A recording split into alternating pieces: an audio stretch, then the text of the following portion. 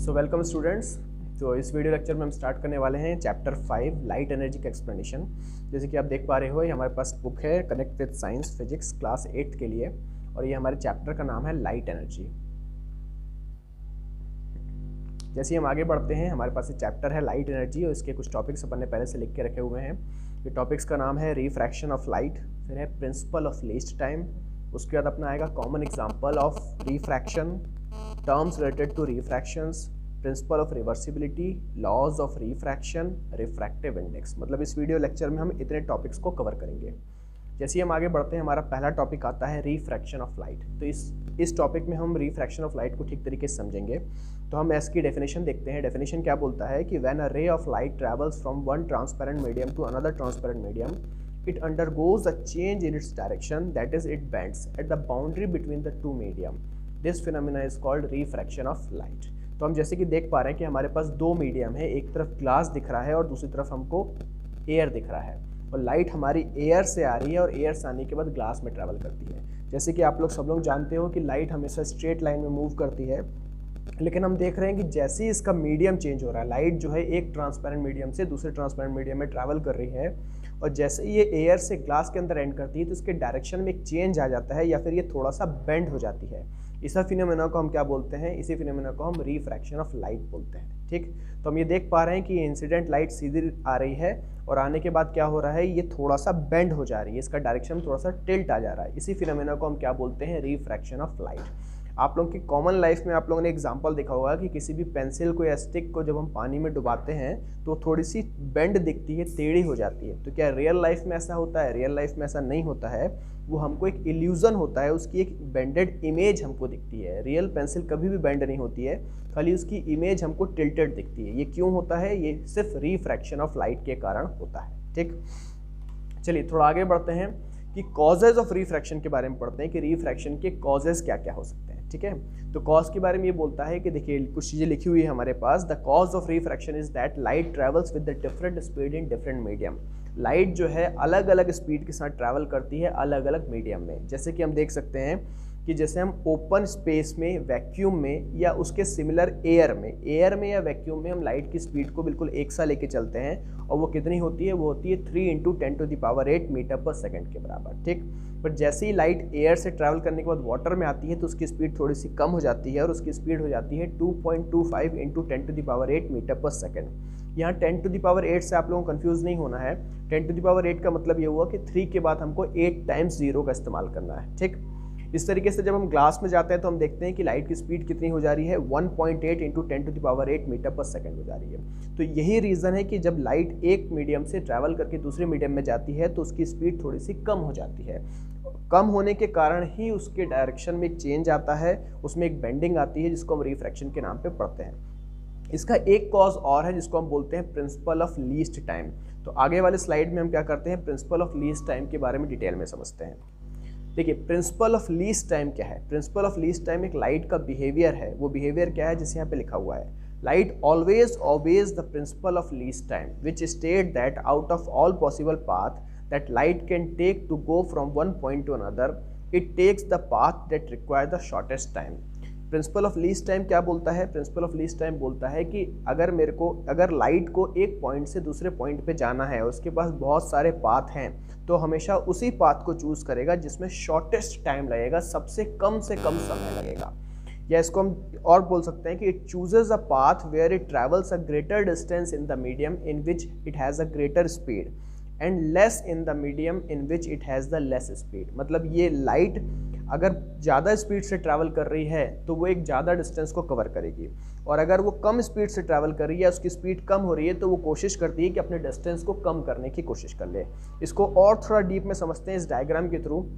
यहाँ पे देख सकते हो आप कि जैसे ये पर्सन दिख रहा है, मान लो ये एक लाइट है, एक लाइट का फोटोन पार्टिकल हमने इमेजिन कर लिया है, और इस लाइट को इस डेस्टिनेशन पे पहुँचना है, इस दूसरे पर्सन के पास पहुँचना है। तो अगर यहाँ पे मैं क्या देख रहा हूँ? यहाँ पे मेरे को लैंड दिख रहा है, और यहाँ पे क्या दिख रहा है? मेरे को वाटर दिख रहा है। एयर में या लैंड में उसकी स्पीड दौड़ने की अलग होगी और वाटर में ट्रैवल करने की स्पीड अलग होगी। तो उसके पास 3-4 पाथ हमने बनाए हुए हैं। एक पाथ हमको ये ब्लू लाइन दिख रहा है, इसमें मैक्सिमम डिस्टेंस ये लैंड में कवर कर रहा है और फिर शॉर्टेस्ट डिस्टेंस हम कहाँ कवर कर रहे हैं, थोड़ा सा इधर की तरफ कवर कर रहे हैं। एक हमारा स्ट्रेट लाइन है, स्ट्रेट लाइन में कुछ डिस्टेंस हम इधर एयर और लैंड में कवर कर रहे हैं और फिर कुछ डिस्टेंस हम वाटर में कवर कर रहे हैं। पर सबसे कम टाइम कहाँ लगेगा, तो हम देखेंगे कि मैक्सिमम पार्ट हम क्या करते हैं, मैक्सिमम पार्ट हम एयर में कवर कर ले रहे हैं और उसके बाद क्या आ रहा है, थोड़ा सा हम बेंडिंग प्रोवाइड कर दे रहे हैं। बेंडिंग प्रोवाइड करने के बाद जो वाटर का डिस्टेंस है वो हमने थोड़ा सा रिड्यूस कर लिया है।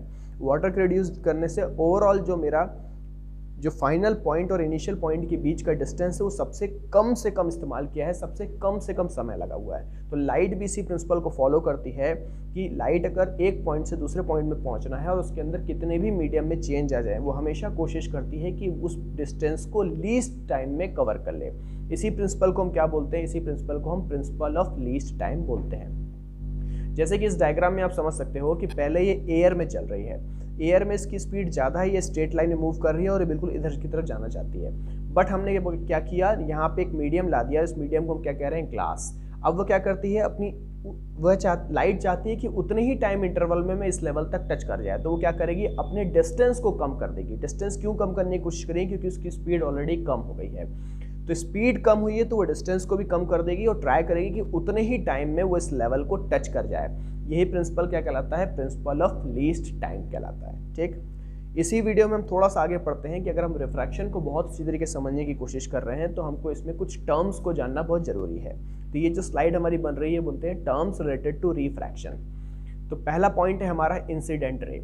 इंसिडेंट रे के बारे में जान लेते हैं कि जो रे हमारी आने वाली रे है, जो रे हमारी आ रही है, उसको हम क्या बोलते हैं, उसको हम इंसिडेंट रे बोलते हैं। दूसरा हम क्या बोल रहे हैं, रिफ्रैक्टेड रे। रिफ्रैक्टेड रे क्या है, ये जो आफ्टर रिफ्रैक्शन जो रे मेरी जा रही है उसको हम क्या बोलते हैं, रिफ्रैक्टेड रे, जो कि यहाँ पे हम इस डायग्राम में यहाँ पे दिखा रहे हैं। थर्ड हमारा बनता है पॉइंट ऑफ इंसिडेंस। जब इंसिडेंट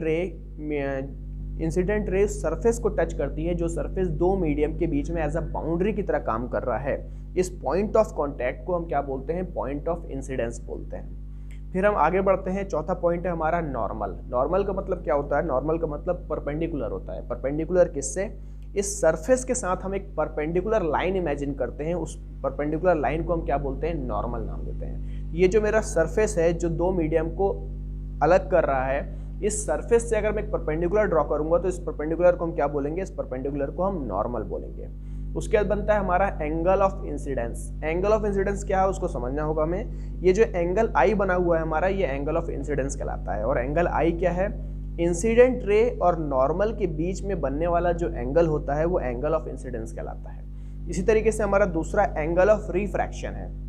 एंगल ऑफ रिफ्रैक्शन क्या है, एंगल ऑफ रिफ्रैक्शन ये है कि रिफ्रैक्टेड रे और नॉर्मल के बीच में जो बनने वाला एंगल है वो क्या कहलाता है मेरा, वो रिफ्रैक्टेड एंगल ऑफ रिफ्रैक्शन कहलाता है, जिसको मैं एंगल आर से दिखाता हूँ। तो एंगल ऑफ इंसिडेंस को मैं आई से दिखाता हूँ, एंगल आई, और एंगल ऑफ रिफ्रैक्शन को किससे दिखाते हैं, हम एंगल आर से दिखाते हैं। ठीक, चलिए थोड़ा सा आगे बढ़ते हैं प्रिंसिपल ऑफ रिवर्सिबिलिटी के बारे में। एक नया टॉपिक है हमारे पास, प्रिंसिपल ऑफ रिवर्सिबिलिटी। अभी हमने देखा कि जो लाइट है मेरी एयर से ट्रैवल करके ग्लास में जा रही है, तो एयर से ट्रैवल कर रही है फिर ग्लास में जाती है, तो क्या होता है उसमें थोड़ी सी बेंडिंग आ जाती है, वो थोड़ा सा अंदर की तरफ बेंड हो जाता है और बेंड होने के बाद आगे निकल जाता है। अगर मैं बोलूँ कि लाइट अगर इसी पाथ से वापस आए, मतलब ग्लास से मेरी वापस आ रही है, वापस आने के बाद एयर में जा रही है, तो क्या उसी पाथ को फॉलो करेगी या उसमें बेंडिंग या टिल्टिंग अलग हो जाएगी? तो ऐसा नहीं होगा। According to the principle of reversibility, the path of the light is reversible. मतलब जो उसका पाथ है वो रिवर्सिबल है। रिवर्सिबल का मतलब क्या है, जिस पाथ से वो एयर टू ग्लास आई है, अगर ग्लास से एयर में उसी पाथ पे जा रही है तो बिल्कुल उसी पाथ में जाएगी, इसमें कोई भी चेंज नहीं आएगा। बेंडिंग भी उसी डायरेक्शन में होगी जिस डायरेक्शन में ऑलरेडी वो आ रही है। मतलब सेम पाथ, जिस पाथ से वो आई है उसी पाथ से वो वापस की तरफ चली जाएगी। इसको हम क्या कहते हैं, इसको हम प्रिंसिपल ऑफ रिवर्सिबिलिटी कहते हैं। ठीक, चलिए थोड़ा सा और आगे बढ़ते हैं। फिर हमारा laws of refraction. Laws of refraction क्या है, मतलब ये कि जहाँ भी नेचर में अगर रिफ्रैक्शन हो रहा है तो वो कुछ ना कुछ लॉज को फॉलो करता हुआ आ रहा है। उस लॉ को हम क्या बोलते हैं, उस लॉ को हम लॉज ऑफ रिफ्रैक्शन बोलते हैं। तो पहला है, according to the law of refraction, the incident ray normal to the point of incidence and the refracted ray lie on the same plane. ये क्या कह रहा है, ये कह रहा है कि जो इंसिडेंट रे है, इंसिडेंट रे नॉर्मल और रिफ्रैक्टेड रे, ये तीनों रे एक ही प्लेन पे लाई करते हैं। एक ही प्लेन पे लाई करते हैं मतलब हम नेचर में कहीं पे भी इस एक्टिविटी को देखें तो ये एक्टिविटी एक ही प्लेन में परफॉर्म करती हुई दिखाई देगी हमको। ऐसा पॉसिबल नहीं होगा कि इंसिडेंट रे और नॉर्मल तो एक ही प्लेन में है बट रिफ्लेक्टेड रे किसी और प्लेन में चला गया हो, किसी और आगे की तरफ या पीछे की तरफ बेंड हो गया, ऐसा नहीं है। इस पूरी की पूरी एक्टिविटी को एक प्लेन ऑफ पेपर पे, एक प्लेन ऑफ शीट पे, एक ब्लैक बोर्ड पे या कार्डबोर्ड पे मैं एक्सप्रेस कर सकता हूँ। ये एक ही फ्रेम ऑफ रेफरेंस में एक ही प्लेन पे काम करती है। इसको मैं क्या बोलूँगा, इसको मैं आपका लॉज ऑफ रिफ्लेक्शन का फर्स्ट लॉ बोलूँगा। ये आपने इमेजिन भी किया होगा कि अगर किसी वाटर सरफेस पे लाइट एंटर कर रही है तो जब वो नीचे जाएगी तो इंसिडेंट रे, रिफ्लेक्टेड रे और नॉर्मल को आप एक ही पेपर पे ड्रॉ कर सकते हैं। ठीक, चलिए सेकेंड लॉ ऑफ रिफ्रैक्शन के बारे में देखते हैं। सेकेंड लॉ क्या बोलता है, the ratio of sine of the angle of incidence to the sine of the angle of refraction is a constant. This is known as the refractive index, which is denoted by letter n of the medium. ये क्या बोल रहा है, ये बोल रहा है कि अगर मैं साइन ऑफ आई करूं अपॉन साइन ऑफ आर करूं, आई क्या है मेरे पास, आई मेरा एंगल ऑफ इंसिडेंस है, आर क्या है मेरे पास, आर मेरा एंगल ऑफ रिफ्रैक्शन है। साइन आई और साइन आर का मैं अगर रेशियो करता हूं किसी भी कंडीशन पे, मैंने अलग अलग रिफ्रैक्शन के एग्जांपल्स लिए हुए हैं और अलग अलग रिफ्रैक्शन के एग्जांपल पे कभी भी किसी भी मोमेंट पे साइन आई और साइन आर का मैं रेशियो बनाऊंगा तो हर बार वो रेशियो एक फिक्स क्वांटिटी देगा और यहाँ पे इस फिक्स क्वांटिटी को हम स्मॉल एन से डिनोट करते हैं और इस स्मॉल एन को हम क्या बोलते हैं, refractive index of the material. ये refractive index of the material क्या है, जैसे इस एग्जांपल में समझ सकते हैं हम, ये मेरा एंगल आई बन रहा है जो कि इंसिडेंट रे और नॉर्मल के साथ बना रहा है, ये एंगल आर बन रहा है जो रिफ्रैक्टेड रे और नॉर्मल के साथ बना रहा है, ऊपर मेरा एयर है और नीचे मेरा ग्लास है। तो ये n क्या होगा, n मेरा रिफ्रैक्टिव इंडेक्स ऑफ ग्लास होगा। n क्या कहलाएगा, मेरा रिफ्रैक्टिव इंडेक्स ऑफ ग्लास। तो साइन आई और साइन आर का रेशियो है वो हमेशा एक कांस्टेंट क्वांटिटी देगा जिसको मैं small n refractive index of that material के हिसाब से बोलूँगा। और इस रेशियो को एक्सप्रेस किया था स्नेल्स ने, इसलिए इसको अपन स्नेल्स लॉ के बारे में भी पढ़ते हैं। मतलब लॉ ऑफ रिफ्रैक्शन का जो सेकेंड लॉ है उसको हम स्नेल्स लॉ के बारे में भी जानते हैं। तो लॉ ऑफ रिफ्रैक्शन काफ़ी इंपॉर्टेंट टॉपिक है, इसको देखना है कि रिफ्रैक्शन होते वक्त नेचर में किन लॉज को फॉलो करते हुए ये फिनोमेना काम करता है। ठीक, चलिए उसके बाद रिफ्रैक्टिव इंडेक्स के बारे में थोड़ा सा और पढ़ लेते हैं। तो रिफ्रैक्टिव इंडेक्स को हम टेक्निकली डिफाइन कैसे करेंगे, रिफ्रैक्टिव इंडेक्स को हम डिफाइन करते हैं कि the ratio of speed of light in air और vacuum to the speed of light in another medium is termed as the refractive index of the medium. जैसे कि हम यहाँ देख सकते हैं कि n is equals to c by we.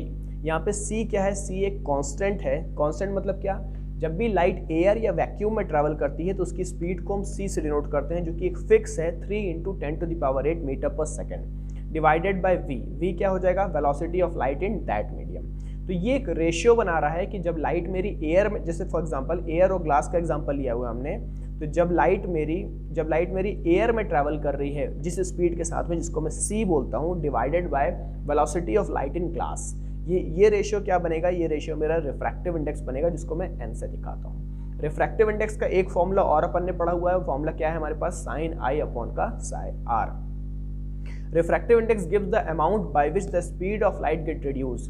Refractive index हमको क्या बताता है, रिफ्रैक्टिव इंडेक्स हमको बताता है कि जब लाइट एक मीडियम से ट्रैवल करके दूसरे मीडियम में जाएगी तो हाउ मच अमाउंट के साथ, कितने अमाउंट के साथ उसकी स्पीड कम हो जा रही है, ये रिफ्रैक्टिव इंडेक्स हमको बताता है।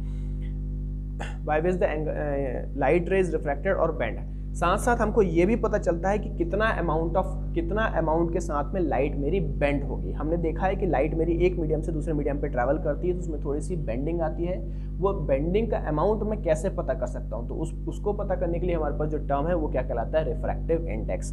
और वो कैसे पता करते हैं अपन, हमारे पास एंगल के फॉर्म में रिफ्रैक्टिव इंडेक्स का फॉर्मूला है जिसको हम sine i upon sine r के बारे में पढ़ते हैं। स्पीड में कितना वेरिएशन आया, अगर मुझे उसको पता करना है तो मैं रिफ्रैक्टिव इंडेक्स का फॉर्मूला यूज कर सकता हूँ c बाई वी। और एंगल में कितना वेरिएशन आया उसको मुझे पता करना है तो मैं क्या फॉर्मूला यूज कर सकता हूँ, n is equals to sine i upon का साइन आर। इसके बारे में एक लाइन और लिखी हुई है कि it is the ratio of two similar quantities. ये हमेशा टू सिमिलर क्वांटिटीज़ का रेशियो है। जैसे हम यहाँ देख सकते हैं C/V, ऊपर भी वेलोसिटी है, नीचे भी वेलोसिटी है। या फिर हम देखते हैं sin I upon sin R, ऊपर भी एक एंगल है, नीचे भी एक एंगल है। तो हर बार ये क्या बन रहा है, हर बार ये मेरे पास दो फिजिकल क्वांटिटीज़ का रेशियो बन रहा है। और जब टू सिमिलर फिजिकल क्वांटिटीज़ का रेशियो बनता है तो हमेशा वो यूनिट लेस बनेगा और डायमेंशन लेस बनेगा। इसका मतलब क्या है, इसका मतलब वो एक प्योर नंबर है। प्योर नंबर का मतलब वो हमको सिर्फ बताएगा कि लाइट की स्पीड हाउ मेनी टाइम्स, कितने गुना कम हो रही है, और या उसमें बेंडिंग कितने टाइम्स आ रही है, कितना अमाउंट में उसकी बेंडिंग आ रही है, प्योर नंबर को बताता है। तो ये पूरा का पूरा टर्म हमारा क्या कहलाता है, ये पूरा टर्म हमारा कहलाता है रिफ्रैक्टिव इंडेक्स। आने वाले वीडियो में हम क्या करेंगे, इस चैप्टर से बचे हुए सारे टॉपिक्स को कवर करेंगे। इसको in the form of notes आप चाहो तो रफ कॉपी में नोट डाउन कर सकते हो। तब तक लिए मिलते हैं अपन अगले वीडियो में। Thank you so much, bye bye.